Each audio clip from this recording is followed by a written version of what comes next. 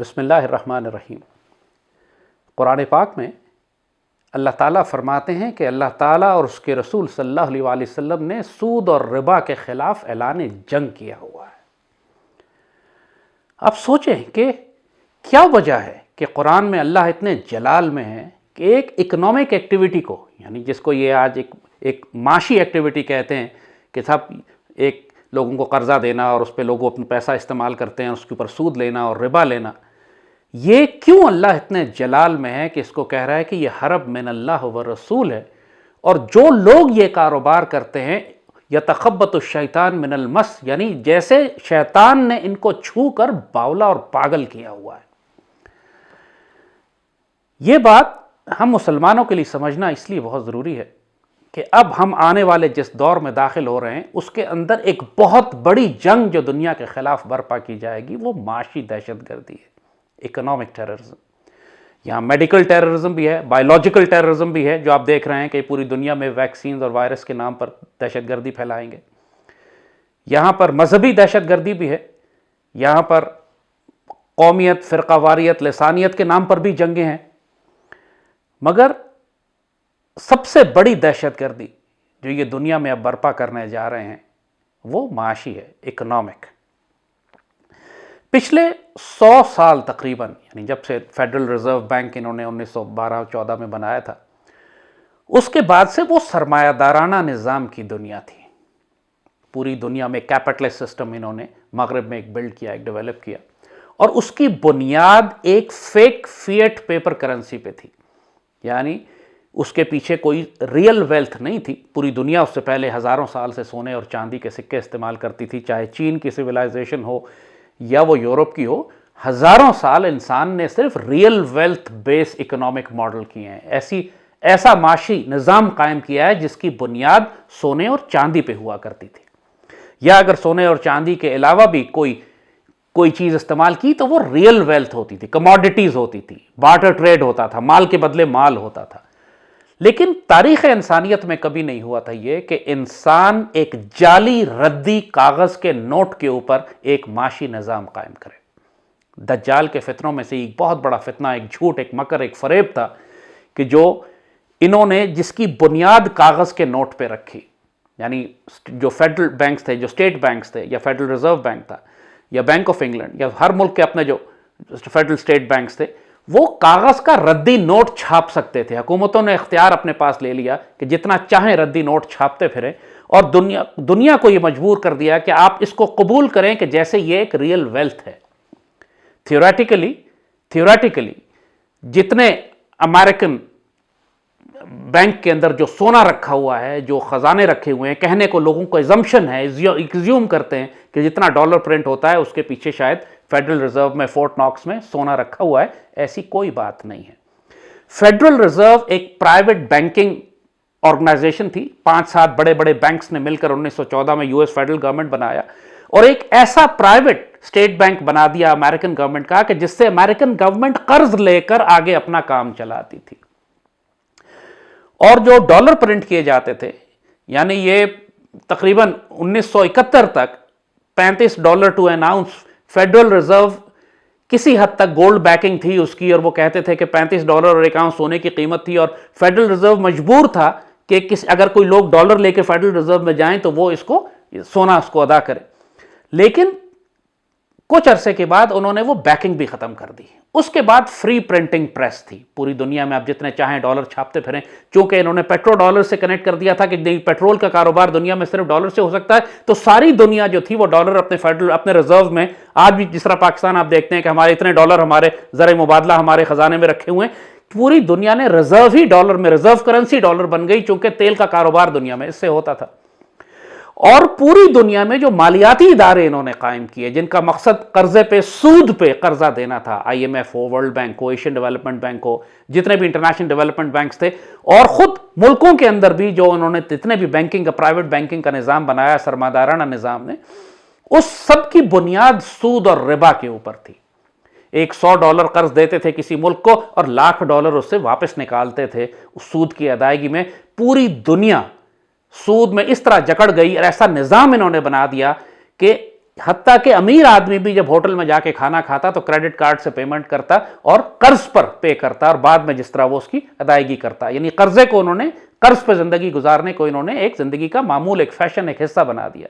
फर्द भी कर्ज पे था, मुल्क और कौमें भी कर्ज पे थी, हत्ता कि खुद अमेरिका जिसकी करेंसी पूरी दुनिया में एक स्टैंडर्ड करेंसी के तौर पर कबूल की जाती थी, पेट्रो डॉलर, पूरी दुनिया खरीदारी डॉलर से करती थी, खुद अमेरिकन कौम के ऊपर अपने ही फेडरल रिजर्व का कर्जा चढ़ना शुरू हो गया। और आज अमेरिका के ऊपर इतने ट्रिलियन डॉलर है कि मुझे फिगर भी याद नहीं, शायद 28 ट्रिलियन या 30 ट्रिलियन या इतने ट्रिलियन डॉलर का कर्जा खुद अमेरिकन कौम पे चढ़ चुका है अपने ही स्टेट बैंक का, कि इसकी अदायगी अब आने वाली नस्लों में मुमकिन ही नहीं है। एक फेल्ड प्रोजेक्ट हो गया। America has become a failed state, a failed project. वो किसी सूरत में ये अदा कर ही नहीं सकते। ये जो कोविड के बाद इन्होंने पूरी दुनिया में जो लॉकडाउन्स लगाने शुरू किए हैं, जो पूरी दुनिया में तबाही बर्पा करनी शुरू की है, इससे जैसे कहा कि 100 साल पहले पूरी दुनिया में एक सरमायादाराना निजाम था। एक ब्लॉक इन्होंने कम्युनिस्ट बनाया हुआ था, लेकिन वो भी कुछ अरसे के बाद तबाह हो गया। और फिर जो चाइनीज आखिरी कम्युनिस्ट मॉडल था वो भी कैपिटलिस्ट मॉडल की तरफ चला गया। प्राइवेट लोगों को प्राइवेट एंटरप्राइज सारी वो जो यूरोप में हुआ करती, अमेरिका में थी, सरमायादारानी निजाम में थी, वो चीनियों को इजाजत हो गई। जो 100 साल में इन्होंने माशी निजाम कायम किया था पूरी दुनिया में, जिसकी बुनियाद जैसे कहा कि सूद और रिबा के ऊपर और फॉल्स फिएट पेपर करेंसी के ऊपर थी, और पूरे दुनिया से इन्होंने रियल वेल्थ गायब कर दी थी। इंसानों के पास माशरे कहीं भी सोने और चांदी में तजारत नहीं होती थी। उसके बावजूद जो समझदार मुल्क थे वो अपने पास स्ट्रेटेजिक रिजर्व जो है वो गोल्ड में रखा करते थे। स्विट्जरलैंड ने अपना सारा रिजर्व रखा हुआ है सोने में, कि दुनिया के कई ममालिक, रशिया आजकल सोने के ज़खायर पे ज़खायर जमा कर रहा है, टर्की सोने के ज़खायर जमा कर रहा है, इंडिया सोने के ज़खायर जमा कर रहा है। दुनिया के सारे समझदार मुल्क जो हैं वो अपना रिजर्व एक अपने पास एक गोल्ड रखते थे किसी वजह से। इसी तरह जो समझदार लोग हमारे माशरे में भी सदियों से चला आ रहा है निज़ाम, कि जब भी बच्ची की शादी भी होती तो माँ बाप उसको सोना देते हैं। कोई वजह है सोना देने की, उसको क्यों कागज़ का नोट नहीं पकड़ाते? इसलिए कि सबको मालूम है कि दुनिया इधर से उधर हो जाए, दुनिया के किसी हिस्से में आपको हिजरत करके भी जाना पड़े, सोने की अपनी वर्थ होती है और मुश्किल वक्त में काम आता है। लेकिन कोविड के बाद जो नया आलमी निज़ाम कायम हो रहा है, इसके अंदर ये पिछले 100 साल से कायम करदा सरमायादाराना निज़ाम को मुकम्मल तौर पर तबाह कर रहे हैं। यह समझने की बात है। जिस कैपिटलिस्ट इकोनॉमिक मॉडल को इन्होंने पिछले 100 साल दुनिया पर मुसल्लत करके तबाह बर्बाद किया, अब उस कैपिटलिस्ट मॉडल को ये तब्दील कर रहे हैं पूरी दुनिया में एक तरह के कम्युनिस्ट मॉडल से। ये बहुत अहम बात है, उस पर गौर से सोचिएगा। क्योंकि कम्युनिज्म में यह था कि आप कोई प्राइवेट प्रॉपर्टी ओन नहीं कर सकते थे, सब कुछ रियासत की मलकियत होता था। यही फर्क था कैपिटलिज्म और कम्युनिज्म में। चाइनीज और सोवियत यूनियन में यही था कि आपका अगर फार्म है तो वो रियासत का फार्म है, रियासत, आप सिर्फ उस फार्म के ऊपर काम करते थे, आपको थोड़ा हिस्सा मिल जाता था, बाकी सब कुछ रियासत ले जाती थी। यही कम्युनिज्म था। और कैपिटलिज्म में यह था कि आप अपनी इंडिविजुअल प्रॉपर्टी रख सकते हैं और जो चाहें कारोबार करें। दोनों निजामों की बुनियाद पीछे से कागज के नोट के ऊपर और सूद और रिबा के ऊपर थी। कम्युनिज्म के अंदर सेंट्रल कंट्रोल था, हुकूमत रियासत कंट्रोल करती थी। कैपिटलिज्म में इन्होंने प्राइवेट एंटरप्राइज को इजाजत दी, मल्टीनेशनल्स, मेगा कॉर्पोरेशंस तैयार हुई जो पूरी दुनिया में काम करती थी। बुनियादी तौर पर दोनों मॉडल के पीछे कागज का नोट ही था। रशिया भी कागज का नोट ही इस्तेमाल करता था, चाहे वो कम्युनिस्ट मॉडल क्यों ना हो। उसके भी कोई पीछे गोल्ड रिजर्व नहीं थे, उसका कागज का नोट भी जाली रद्दी कागज था, लेकिन रियासत के डंडे और ताकत की वजह से वो एक्सेप्ट किया जाता था। यही हाल डॉलर का था, दुनिया की तमाम करेंसीज का यही हाल। सो जब किसी रियासत की ताकत उसके करेंसी नोट के पीछे से खत्म हो जाती थी, यानी कि स्टेट बैंक उसका जो उसका मरकजी बैंक है, मेरा रियासत में अनारकी है, फसाद है, जंग शुरू हो जाए, स्टेट बैंक तबाह हो जाए, मुल्क पर कोई कब्जा कर ले, तो उसका जो रद्दी कागज है, उसका जो बैंक नोट या करेंसी नोट है, ओवरनाइट रद्दी कागज बन जाया करता था। जब कुवैत के ऊपर इराक ने हमला किया तो उस वक्त कुवैती दिनार तकरीबन 80 पाकिस्तानी रुपए का था। जब इराक ने हमला किया, कुवैत की हुकूमत खत्म हो गई, तो लोगों को यही था कि शायद अब इराक कुवैत को छोड़ेगा नहीं, कुवैत की रियासत जो है वो इराक में जम हो गई। तो कुवैती दिनार 1-1 रुपए का बिका करता था। लोग रद्दी में उसको फेंक रहे थे क्योंकि कोई खरीदने लेने वाला नहीं था। जिन्होंने रिजर्व बनाए हुए थे कुवैती दिनार में, उनका बेड़ा गर्क होकर रह गया। मगर कुवैत के जिन लोगों ने अपना रिजर्व अपने पास सोना रखा हुआ था, उन्हें कोई फर्क ना पड़ा। रियासत हो ना हो, वो जहां मर्जी भाग के गए, सोना अपने साथ ले गए, और वो सोना जो था वो बाद में उनके किसी भी करेंसी में चाहें वो कन्वर्ट कर सकते थे, कहीं चाहें उसको इस्तेमाल कर सकते थे। तो जैसे कहा कि अब जो नया आलमी निजाम कायम हो रहा है, ये कोविड के बाद की जो दुनिया बनाई जा रही है, इसके अंदर अब ग्लोबल कैपिटलिस्ट सिस्टम को ये तबाह कर रहे हैं। और एक नया ग्लोबलिस्ट वर्ल्ड ऑर्डर बन रहा है, एक जदीद आलमी निजाम कायम हो रहा है जो मजमूई तौर पर एक हाइब्रिड है कैपिटलिस्ट मॉडल का और कम्युनिस्ट मॉडल का। यानी सिर्फ आपको मिसाल देते हैं समझाने की कि पिछले 1-1.5 साल में तकरीबन $2 ट्रिलियन माल में, दौलत में इजाफा हुआ है बड़े बड़े कॉरपोरेशंस का, बड़े बड़े लोगों का, मल्टीनेशनल्स का, ओनर्स का, जिस तरह बिल गेट्स है, बेजोस है, या इस तरह के जो बड़े बड़े लोग हैं सारे, जो पूरी दुनिया की सोशल मीडिया और एम्पायर्स चला रहे हैं, उनकी दौलत में $2 ट्रिलियन का, 2000 अरब डॉलर का इजाफा हुआ है। और यही 2000 अरब डॉलर पूरी दुनिया की आबादी में से उनकी आमदनी कम हुई है। यानी पूरी दुनिया लुट गई 2000 अरब डॉलर, और इन लोगों ने 2000 अरब डॉलर कोरोना में कमाए। बड़ी बड़ी फार्मास्यूटिकल माफिया, इनकी बड़ी बड़ी सोशल मीडिया जो इंडस्ट्री, फेसबुक वाले और ट्विटर वाले और ये गूगल वाले, ये सब लोगों ने $2 ट्रिलियन कमाए मिलकर पिछले 1-1.5 साल में। सो ये कैपिटलिस्ट जो हैं, ये सरमायादार तो रहेंगे, लेकिन पूरी दुनिया के लिए एक ग्लोबल डिक्टेटरशिप, एक कम्युनिस्ट निजाम लाया जा रहा है। वर्ल्ड इकोनॉमिक फोरम ने अपनी एक वीडियो निकाली है कि अगले 30 साल, अगले 2030 तक आपके साथ दुनिया में क्या होगा। तो बड़े फखर से वो आपको बड़ा तसल्ली देके कहते हैं कि 2030 तक यू विल ओन नथिंग। यानी आप सोचिए एक सेकंड के लिए कि why will I not own anything, क्यों, क्या वजह होगी कि मेरे पास कोई जाती मलकियत की कोई चीज़ ना रह जाए, मेरी गाड़ी ना हो, मेरा घर ना हो, मेरे फार्म लैंड ना हो, मेरी ज़मीन ना हो, मेरा जानवर ना हो, मेरी चरागाहें ना हो, क्यों, मेरा कारोबार ना हो, क्यों नहीं होगा। वर्ल्ड इकोनॉमिक फोरम कह रहा है कि अगले चंद सालों में आप कोई चीज़ ओन नहीं करेंगे, जो चीज़ आपको चाहिए होगी आप रियासत से किराए पर लेंगे। ये तो कम्युनिस्ट मॉडल में होता है। तो जो अब ये दुनिया में ग्लोबल डिक्टेटरशिप्स लेकर आ रहे हैं, जैसे कहा कि ये कोरोना के बाद एक जो नई दुनिया बना रहे हैं, जिसको ये ग्लोबल रीसेट कहते हैं, बिल्ड बैक बेटर कहते हैं, कि दोबारा दुनिया की हम तामीर करेंगे, उस एजेंडे में जो आलमी दहशतगर्दी ये कर रहे हैं, उसमें माशी दहशतगर्दी का जो रोल होगा, शक्ल होगा कि पूरी दुनिया से ये प्राइवेट प्रॉपर्टी खत्म करेंगे। ऑलरेडी 1 साल में तकरीबन 20% के करीब दुनिया में छोटे कारोबार और जॉब्स खत्म हो चुकी हैं। नहीं, इमेजिन करें, कम से कम करोड़ अफराद बेरोजगार हुए हैं, छोटे कारोबार तबाह हुए हैं, रेस्टोरेंट्स तबाह हो गए, एयरलाइन इंडस्ट्री तबाह हो गई। जो वर्क फ्रॉम होम से जो आप बात करते हैं, तो दफ्तर में काम करने वाले सारे स्टाफ, हजारों लाखों लोग जो दफ्तरों में काम करते हैं, वो सब खत्म हो गए, क्योंकि अब आपको वर्क फ्रॉम होम का तस्वर दे रहे हैं। सो कम से कम करोड़ अफराद ने, 30, 40, 50 करोड़ अफराद की नौकरियां, कारोबार खत्म हुए हैं पिछले 1-1.5 साल में। और यही जो लोगों की दौलत खत्म हुई है, ये दौलत कमाई है वो टॉप के जो ग्लोबलिस्ट 1% एलीट जिन्हें कहा जाता है, जो उनके एक टॉप रूलिंग एलीट है इस दुनिया की। 2000 अरब $2 ट्रिलियन उनकी वेल्थ में इजाफा हुआ है। तो this is the biggest transfer of wealth in human history. इंसानियत की तारीख में कभी इतना बड़ा ट्रांसफर ऑफ वेल्थ इतने छोटे ड्यूरेशन में नहीं हुआ जितना पिछले 1 साल में इन्होंने कोरोना की आड़ में कर लिया। तो अब आने वाला दौर कौन सा है, उसमें क्या होने जा रहा है? जैसे कहा कि ये एक बहुत बड़ा डिक्टेटरशिप, फैशिस्ट, कम्युनिस्ट मालियाती निजाम पूरी दुनिया पर लेकर आ रहे हैं। अब जाहिर है कि जब ये मुल्कों को खत्म करेंगे तो हर मुल्क की इंडिविजुअल करेंसी इनको सूट नहीं करती। अब डॉलर भी खत्म हो जाएगा, इंडिविजुअल करेंसीज भी खत्म हो जाएंगी। ये चाहते हैं जब इन्होंने पूरा आलमी निजाम कायम करना है, ग्लोबल सियासी निजाम कायम करना है, पूरी दुनिया में इन्होंने एक निजाम बनाना है, तो जाहिर है फिर करेंसी भी एक होना चाहिए। जाहिर है फिर उसको जब उन्होंने तमाम दुनिया की इंसानियत को कंट्रोल करना है, तो जाहिर है फिर करेंसी भी कंट्रोल होनी चाहिए। अभी भी गो के कागज के निजाम का सिस्टम है, लेकिन हर चीज इनके बैंकिंग सिस्टम के कंट्रोल में नहीं है। जिस तरह आपने देखा कितनी सख्ती करते हैं ये कि हुंडी और हवाले के ऊपर के लोग जो है इनके बैंकिंग सिस्टम को बाईपास करके पैसा ट्रांसफर करते हैं दुनिया में।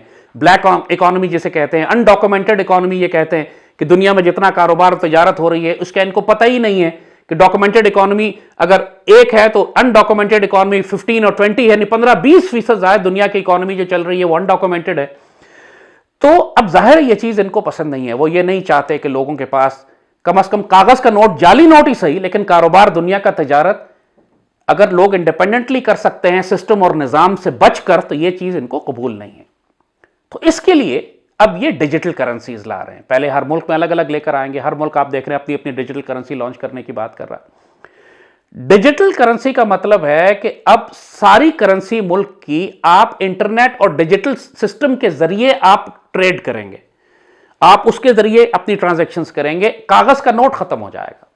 जब कागज का नोट खत्म हो जाएगा तो फिर वो जो आम लोग जो इस सिस्टम से बचकर अपना कारोबार कर लिया करते थे, वो सारे के सारे बेकार हो जाएंगे। जैसे हुकूमत करती है कभी कभार के जी 5,000 का नोट तब्दील कर दिया, जिन लोगों ने घरों में छुपाया होता है वो फंस जाते हैं, वो बैंक जाते हैं तब्दील कराने के लिए। अब इसी किस्म का ये ड्रामा पूरी दुनिया में करने जा रहे हैं। डिजिटल करेंसी का मतलब है कि ये फिएट करेंसी, जो पेपर करेंसी जाली थी, उससे भी नेक्स्ट लेवल फ्रॉड है। यानी डिजिटल करेंसी कोई चीज ही नहीं है, it's just a digital content, it's just a digital number. कि वो एक कह देंगे कि जी चाइना ने अपनी डिजिटल करेंसी कर दी और बिटकॉइन लॉन्च हो गया और ये करेंसी लॉन्च हो गई, दर्जनों मुल्क अपनी अपनी करेंसी। बेसिकली इसके पीछे कुछ भी नहीं है, वो सिर्फ डिजिटल सिग्नल है। लेकिन बात यह है कि चूंकि जिस तरह कागज का नोट भी जाली था, लेकिन चूंकि रियासत का डंडा था, लिहाजा लोग कबूल करने लगे। अगर आपका माशरा चलने लगता है, काम होने लगते हैं, पेमेंट हो रही है, तनख्वाह मिल रही है, आप खरीदारी कर रहे हैं, तो लोग कबूल कर लेते हैं उस जाली रद्दी कागज को भी, जिसके पीछे कुछ भी नहीं है। यही हाल डिजिटल करेंसी का है। कहने को है कि जी डेटा माइनिंग हो रही है और उसके पीछे पावर इस्तेमाल होती है, बट डेटा माइनिंग और डिजिटल बिटकॉइन माइनिंग के लिए जनाब बड़े in reality everything will be controlled by one Zionist economic order, जो पूरी दुनिया में एक बड़ा माशी निज़ाम कायम किया जा रहा है। सब कुछ उस निज़ाम के तहत चलेगा, उसके जरिए कंट्रोल होगा और कोई इंसान फिर बच नहीं सकेगा उसमें से। लेकिन इस पे मसला है इनके सामने। मसला यह है कि दुनिया की तकरीबन आधी आबादी है जिसके पास इंटरनेट नहीं है, जिसके पास इंटरनेट की सहूलत ही नहीं है, जो स्मार्टफोन्स और सेल फोन्स इस तरह के इस्तेमाल नहीं करती है, उसके पास इंटरनेट एक्सेस नहीं है। तो वहां पे फिर निज़ाम कैसे चलेगा? तो जाहिर है ये सारा डिजिटल करेंसी का निज़ाम ये ओवरनाइट नहीं लाएंगे। इसी काम के लिए ये 5G नेटवर्क पूरी दुनिया में लगाना चाह रहे हैं, सैटेलाइट इंटरनेट्स लगाना चाह रहे हैं, ताकि दुनिया में हर कोने कोने पर ये इंटरनेट पहुंचा सके, ताकि फिर हर आदमी से कहेंगे कि कोई बहाना ये ना कर सके कि जी मैं डिजिटल करेंसी यूज नहीं कर सकता क्योंकि मेरे पास इंटरनेट नहीं है। भाई आपके फोन पे इंटरनेट जो बचेगा वो इनके सैटेलाइट इंटरनेट या इनकी 5G के जरिए वो कनेक्ट हो जाएगा इनके इस डिजिटल वर्ल्ड ऑर्डर के साथ, इस नए आलमी निज़ाम, माशी निज़ाम के साथ जो डिजिटल वर्ल्ड में होगा। और फिर हर इंसान की हर ट्रांजैक्शन ये मॉनिटर कर सकेंगे। आपने अगर अपने भाई को भी पैसे भिजवाएं तो जाहिर है डिजिटल सिस्टम से भेजेंगे आप, तो डिजिटल करेंसी मॉनिटर होगी, डॉक्यूमेंटेड होगी। कोई हुंडी हवाले का काम नहीं हो सकेगा, कोई आप हुकूमत से छुपा के पैसे नहीं रख सकेंगे, कोई इंसान आज़ादाना एक इलाके से दूसरे इलाके अपनी दौलत लेके नहीं जा सकेगा, क्योंकि सब कुछ जो होगा वो उस डिजिटल सिस्टम के थ्रू कंट्रोल हो रहा होगा और सेंट्रल कंट्रोल होगा। तो पूरी दुनिया में हर इंसान मॉनिटर होगा, उसी तरह जिस तरह ये पासपोर्ट, कोविड वैक्सीन के नाम, पासपोर्ट के नाम पर पूरी दुनिया में डिजिटल आईडीज निकाल रहे हैं कि हर इंसान को डिजिटल आईडी दी जाएगी कि इसने वैक्सीन लगाई है कि नहीं, जिसको ये कोविड पासपोर्ट कह रहे हैं। आप ट्रैवल नहीं कर सकेंगे, आप अपने इलाके से बाहर नहीं जा सकेंगे, आप हत्ता के दुकान से जाके खरीदारी नहीं कर सकेंगे अगर आपने वो डिजिटल पासपोर्ट नहीं दिखाया इनको, जो कनेक्टेड होगा आपके उस ग्लोबल डिजिटल सिस्टम के साथ जिसके अंदर डिजिटल करेंसी भी कनेक्टेड है। इसी तरह चाइना एक बहुत बड़े मॉडल पे काम कर रहा है जिसको सोशल क्रेडिट सिस्टम कहते हैं। यानी हर इंसान को आप क्रेडिट देंगे, आप ये बताएंगे कितना अच्छा आदमी है, कितना बुरा आदमी है, हर इंसान उसके बारे में राय कायम करेगा, उस पर आपको सोशल क्रेडिट्स मिलेंगे, आप किस तरह सिस्टम में बिहेव कर रहे हैं, ट्रैफिक रूल्स आपने कितने तोड़े, बगावत आप करते हैं या नहीं करते। तो ये सारा सोशल क्रेडिट सिस्टम आपको डिफाइन करेगा कि माशरे में आपको सहूलतें कितनी दी जाएं। अगेन ये कनेक्टेड होगा आपकी डिजिटल उस सिस्टम के साथ जहां पर ये डिजिटल करेंसी और आपकी सारी पूरी आपकी जिंदगी डिजिटल वर्ल्ड में कंट्रोल करेंगे।